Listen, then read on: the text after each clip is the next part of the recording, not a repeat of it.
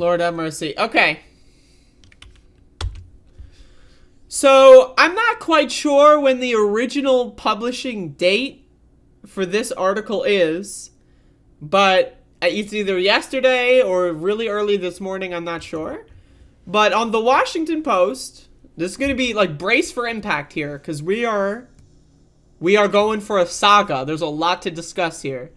So, someone by the name of Taylor Lawrence wrote an article for the Washington Post saying the title is Meet the Woman Behind Libs of TikTok, Secretly Fueling the Rights Outrage Machine. So for those of you that don't know, Libs of TikTok is a Twitter account. Now you might be wondering, what the fuck's going on here? What the fuck's going on here? TikTok, Twitter, which is which?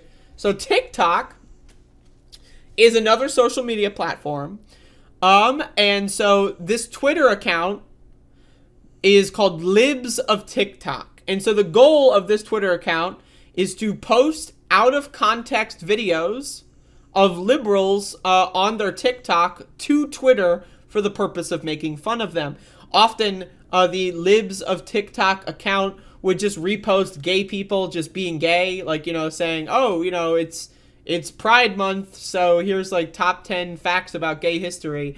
And then Libs of TikTok will say, why are they so gay? You know, and so Libs of TikTok is a Twitter account that basically has garnered a lot of followers. I have their page open, but I'm gonna, I don't know how many followers they have, but they have a lot of followers because people, you know, they associate TikTok with the loony left, the radical Generation Z, all that stuff.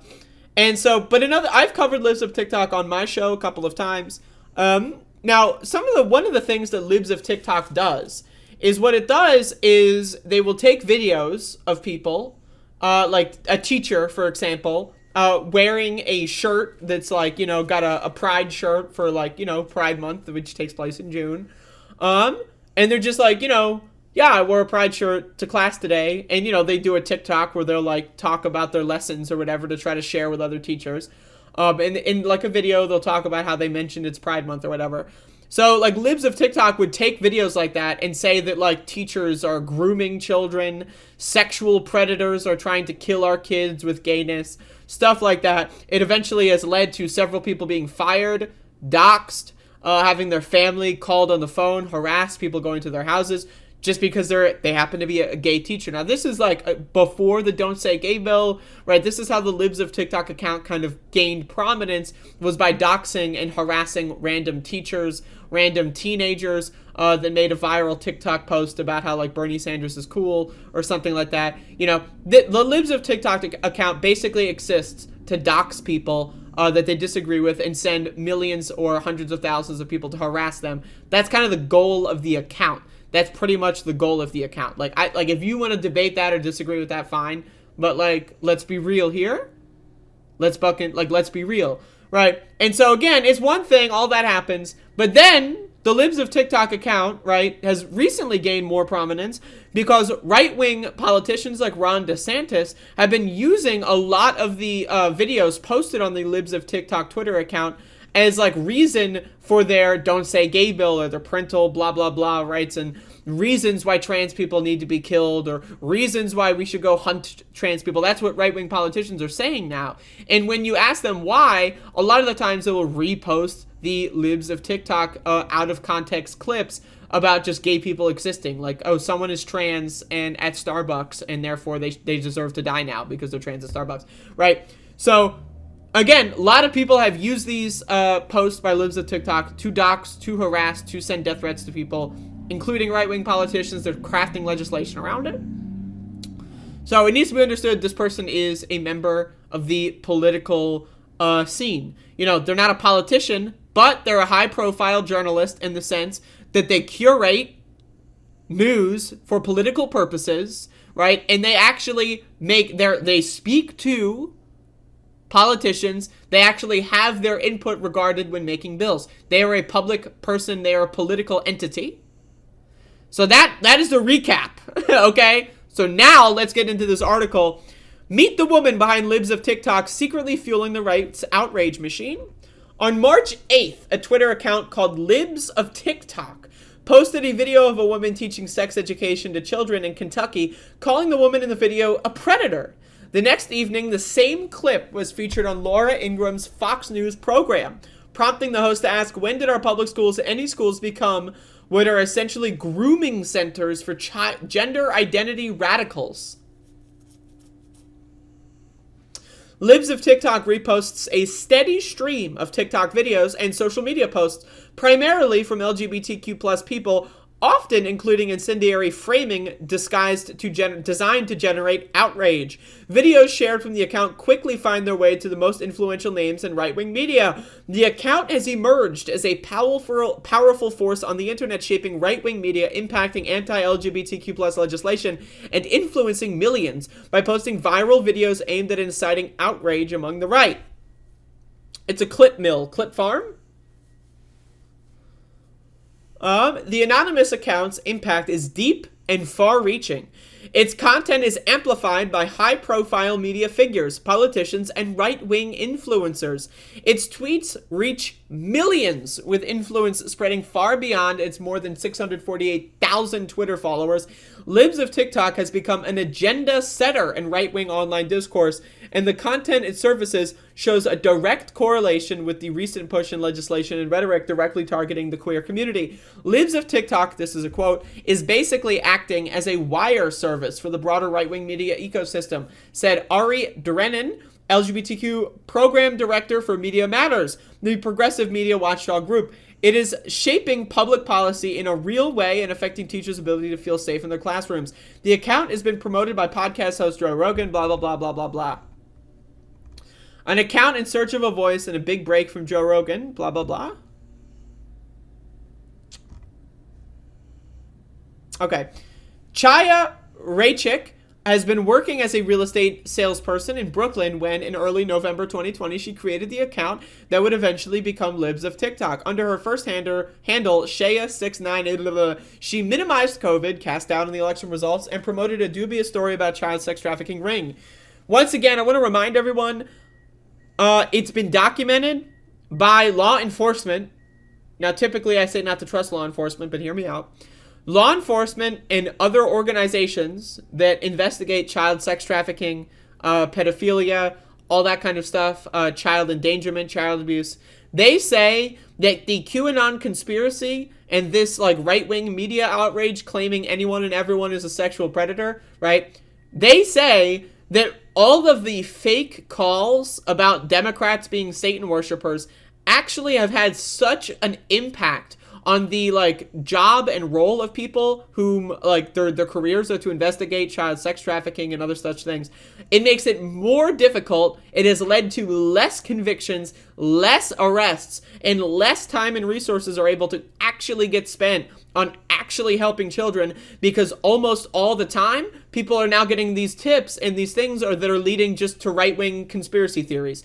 And again, like police, actual law enforcement agencies have said, like, they've actually denounced QAnon in some way because they say that QAnon basically gums up the works, it floods the system, and they don't know what is a real tip, what's just a conspiracy theorist, etc., right? So the stated goal of trying to root out predators by these people, they are literally doing the exact opposite according to the institutions that they claim to worship and trust. Law enforcement organizations have literally begged these people to stop calling them about their conspiracy theory, Democrats, Satan worshiper cults, right? Because again, it just floods the lines and it makes it so that proper resources cannot be devoted to actually saving real people that actually really need help. So that needs to be very understood. In January 2021, Raychik started talking about traveling to D.C. to support Trump on January 6th. At the Stop the Steal rally, when violence broke out the Capitol that day, she tweeted a play-by-play account claiming to be on the ground. There were rubber bullets from law enforcement. One hit right next to me, she said. She posted videos from the crowd and spoke of tear gas being deployed nearby. After saying she left the riot, she used Twitter to downplay the event, claiming that it was peaceful compared to the BLM protest. Lord have mercy. Later that month, Raychik cycled through two more Twitter names, this time focusing on state politicians. First, under the handle Chaya Raychick and the display name Chaya Raychick. And then under the new handle, Cuomo Must Go, she railed against New York Governor Andrew Cuomo. She's, deservingly and maybe possibly calling for him to resign. And he did.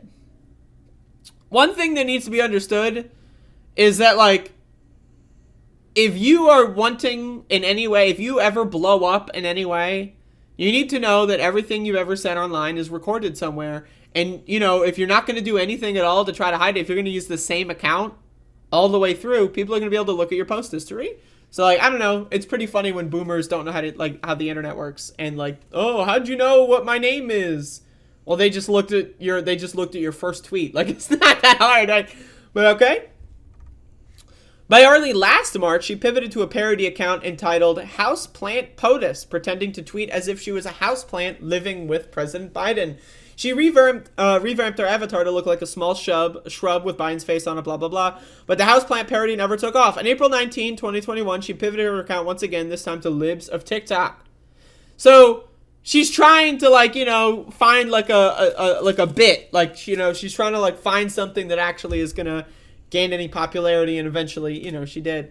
Just 4 months after getting started, Libs of TikTok got its big break. Joe Rogan started promoting the account to millions of listeners on his podcast. He mentioned it several times on the show in August, then again in late September. Libs of TikTok is one of the greatest fucking accounts of all time, he said. With his seal of approval, Raychick's following skyrocketed. When people ask, oh, Joe Rogan, oh, he's not a right-winger, why do you say that? This is why.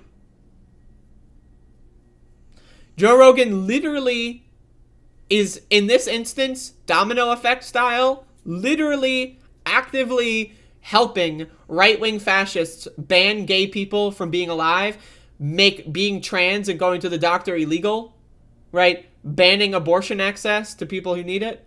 Joe Rogan, in a lot of ways, is directly installed in this pipeline and is helping these people gain their fucking power. It's just how it is. I don't know what to tell you. If that triggers you, go cry to him about it.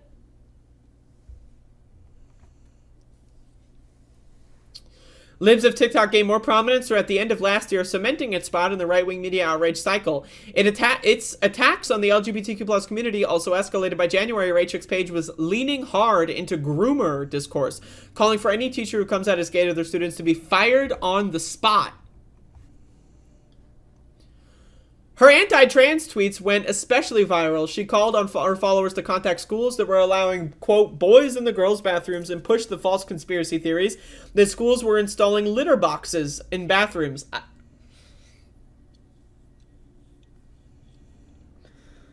I mean, honestly, though, honestly. Only the really, I hate to say this, but those with the lowest IQ. Libs of TikTok is shaping our entire political conversation, this is a quote, about the rights of queer people to participate in society, Drennan said. It feels like they're single-handedly taking us back a decade in terms of the public discourse around queer rights. It's been like nothing we've ever really seen. Now, I want to say, Libs of TikTok is not like an architect here. We need to understand that. This person is just one cog in the machine, right? But we have to understand how the media cycle works, how all of this stuff happens, right? This person tried really hard, apparently, but did end up finding a niche in the right-wing hate rage media circus that exists of, just clip farming. She produces no original thoughts or comments. All she does is clip farm. That's it. Now, she's not producing any original content, but what she is doing is she's a part of the pipeline, right, between politicians, media figures, right, rich billionaires that want to hurt queer people, and queer people just posting cool TikToks, right? Again, this account has posted, kids, literally, fucking 16-year-olds making a TikTok about, I don't know, how, someone in their class came out as lesbian or something. And then, all of a sudden, right, they're 16 years old, all of a sudden, 1 million people are sending them messages, death threats, calling them a predator, or, saying, we're going to send your parents to jail for making you a tranny, and all that. It's what? Again, it's fascinating. So anyway, So you can read the rest of this if you'd like. You know, this is a very in-depth piece. This is a good piece, and I think that this is something that you should read. So she writes this on Twitter. Right, now again, I don't know when the first post was made, but she posted this thread on Twitter, and the account responded. So that's part one of the scoop. This is a multi-part scoop. There's a lot going on. So Libs of TikTok has responded. God, Jesus Christ. Anyway, I can't with this shit. It's so cringy. Only the really, I hate to say this, but those with the lowest IQ. I just, okay, so anyway, so apparently, you know, this person at one point had said that they've been harassed. I wonder if that harassment has anything to do, but okay. But anyway, so right-wing media found out about this. This account is going in, retweeting Glenn Greenwald, by the way, whom, right, I can't see because I'm blocked. For those of you that don't know, real quick, history time. In November of 2020, Glenn Greenwald accepted my offer, an invitation for a conversation about transgender rights in this country in November of 2020. Now, at the time, I had a lot of so-called left-wingers flooding my mentions saying, why are you accusing Glenn Greenwald of being transphobic? Blah, blah, blah, blah, blah, blah. I never accused him of that. I just said he was saying things that are objectively false and that were transphobic. I never accused him of being whatever. Anyway, so privately, he accepted my invitation to debate, and then he ghosted me for a month after I asked him, like, you know, just, hey, how do you, like, what, give me a date. You know, so we had like 4 or 5 back and forths. Then it was, get me a date, right? And then he ghosted me. And then like a month later, he references how, like, you know, he references me just like out of nowhere on Twitter. And so I respond, it blows up, and then eventually he blocks me. So I just want to say it's really funny that Libs of TikTok is retweeting Glenn Greenwald. I remember when I, quote unquote, canceled Glenn Greenwald, people were still saying, oh, he's a lefty. Oh, no, he's just kind of weird sometimes. That was November 2020. That was a long time ago. Anyway, now he's a very, I think almost everyone knows he's a right-wing figure. Let's just be honest.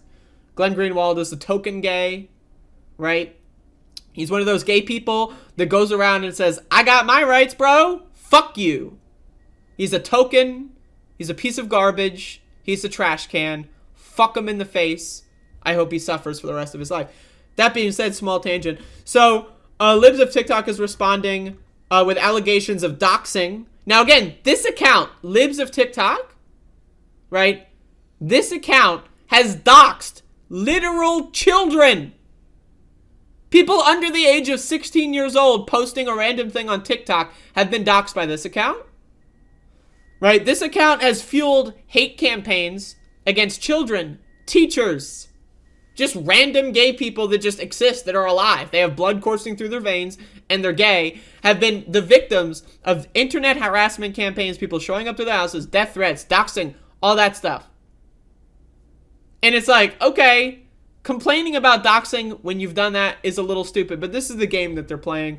You know, Jack Posobiec, Nico House's best friend, you know, protecting her and doing all this stuff. Oh, this is, blah, blah, blah, doxing. Bezos post, apparently. I don't know what, like, whatever. So this whole thing, right, it's ridiculous. Anyway, I've got a Newsweek article that will give us some highlight takes. Why Taylor Lawrence's Libs of TikTok expose has outraged conservatives. This is from Newsweek. So, let's read. As Washington Post's columnist Taylor Lawrence is expected to publish a new piece today, revealing the identity of the person behind the Twitter account Libs of TikTok, the social media platform has been stormed by outraged conservatives accusing the journalist of doxing and harassing the anonymous account holder. In my opinion, if you have got 700,000 followers on Twitter, you should not be allowed to be anonymous. That's my opinion. If you want to be anonymous, great. Don't make a Twitter account. The best way to remain anonymous is to not get involved. Right? When you get involved, I don't think you should be doxxed. Right? But if you've got 600,000 followers and you're doxing kids and sending death threats to kids, Yeah, you know what? Fuck your privacy. Fuck your anonymity. Just being honest. The conservative account, Libs of TikTok, which mostly shares content attacking liberals and school teachers, accused of allegedly grooming and indoctrination of children on LGBTQ rights, has become a social media sensation in the past 2 years, achieving a follower base, past year really, not 2 years, but okay, of some 648,000 followers on Twitter and 66,000 on Instagram and 9,000 on YouTube. I have more subscribers than this bitch on YouTube, but, also, that's not her main account. The account was also once active on TikTok, but was deactivated, the anonymous creator told the New York Post in an interview in February. Lawrence's attention to reveal the identity of the anonymous creator of the account on the Washington Post became public knowledge when Florida Governor's Ron DeSantis press secretary Christina Pushaw shared a screenshot of an email allegedly sent by the Washington Post journalist asking her for comment on the story. So, once again, this is someone that works in Florida's government. Right? So that needs to be understood here. That needs to be understood. In Pushaw's tweet, Lawrence is allegedly working on a story to expose the woman behind Libs of TikTok. Pushaw's comments in response to Lawrence's request is in her tweet a clown emoji. Blah, blah, blah, blah, blah. So this is Brigitte Gabriel says, Taylor Lawrence and the Washington Post think doxing a teenager because they run an anonymous... What? Doxing a teenager? Is the person who made this account really a teenager? I don't think their age was mentioned here.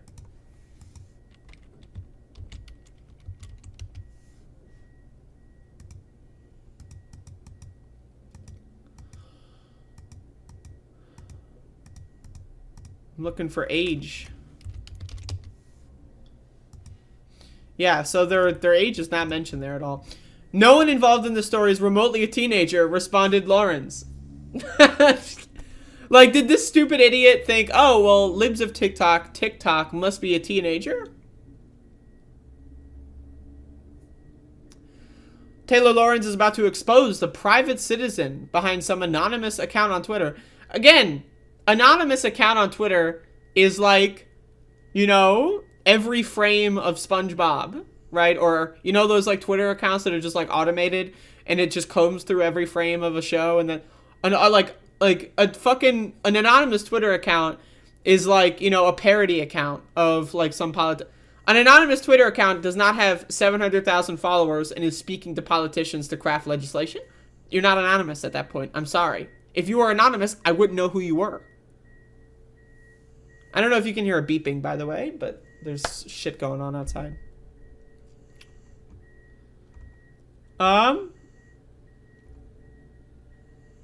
This is funny. This is funny. That's funny. Breaking! I am told Taylor Lawrence even showed up at the homes of family members of Libs of TikTok.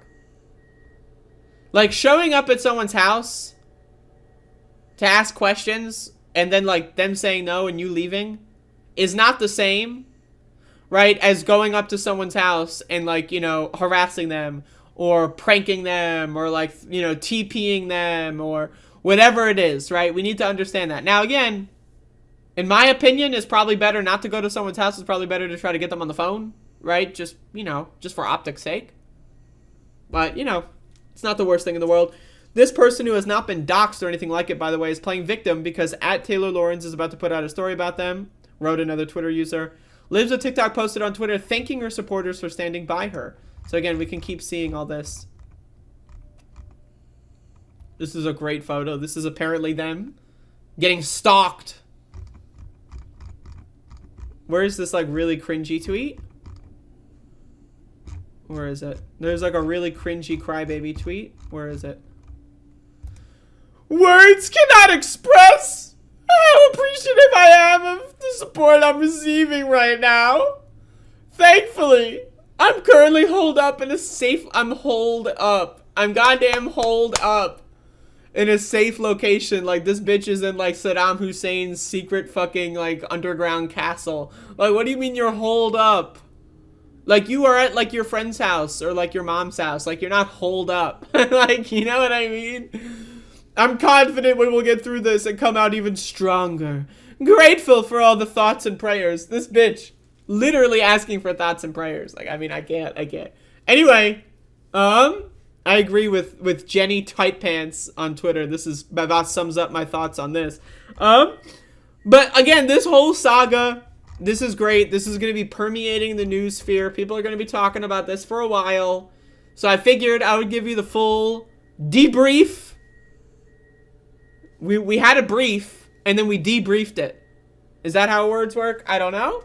But anyway, so that's the scoop. Libs of TikTok crying because unfortunately you can't have 700,000 followers on Twitter and maintain your anonymity.